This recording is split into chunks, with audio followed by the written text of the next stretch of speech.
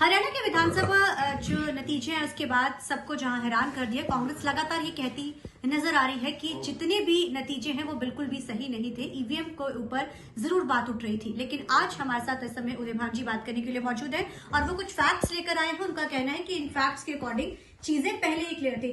Sir, किस तरीके के ये फैक्ट्स हैं जो आप आज लेकर आए हैं? कोई आपने व्हाट्सएप मैसेजेस का जिक्र कर रहे हैं, क्या है पूरा? 8 अक्टूबर को हमारा काउंटिंग थी असेंबली इलेक्शन की।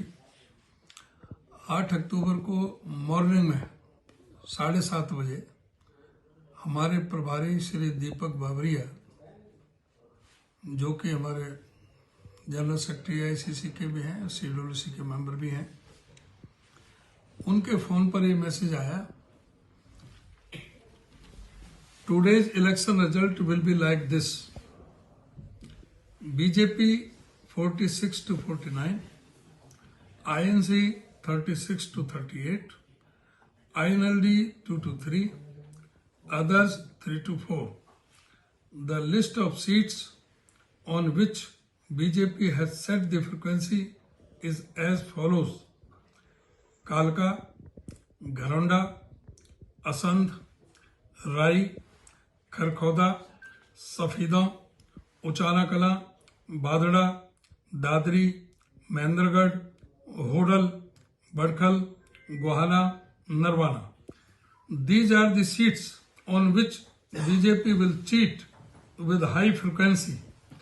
Hence, you will not win even a single seat out of these seats.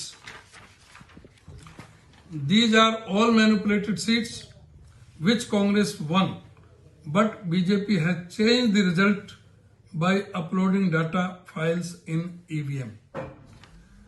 Therefore, there may be 2 to 3 seats different from the numbers given by me, but the result will be same as I have given the figures above.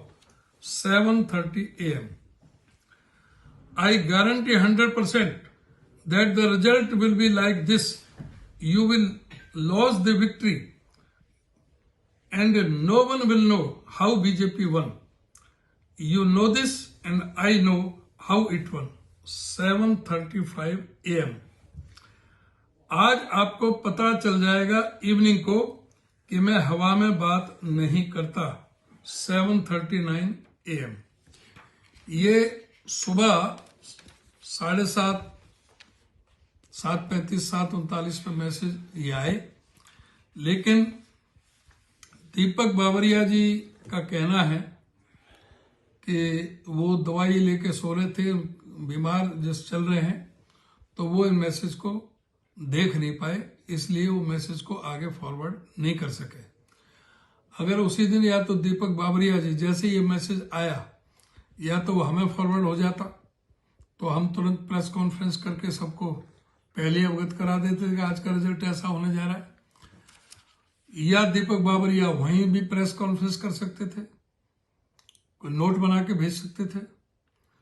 लेकिन उनका कहना है कि उनको पता नहीं लगा और नेक्स्ट डे 9 तारीख को उन्होंने हमारे जयदीप धनखड़ को मैसेज भेजा और 3:32 पर मुझे जयदीप धनखड़ ने मुझे मैसेज दिया.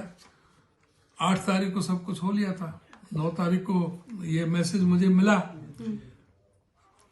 और उसके बाद 9 तारीख को उसने और लिखा कि there were 14 more seats which you won but lost. ये 11:44 AM.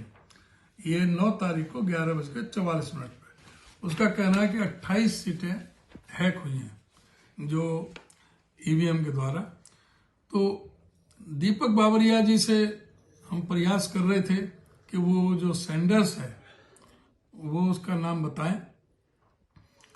उनका कहना है कि वो उनका अंदर का आदमी है, हमारा इन्फॉर्मर है, उसका मैं नाम बता दूंगा तो उसके जीवन को खतरा, उसके मर्डर हो सकता है, तो इसलिए मैं उसका नाम नहीं बताऊंगा. सर, नहीं लगता उन्होंने ये मैसेज तो हमें दे दिया जी, पर वो उस पर उन्होंने स्लिप लगा दी, उसका सेंडर का नाम नहीं इसमें आने दिया.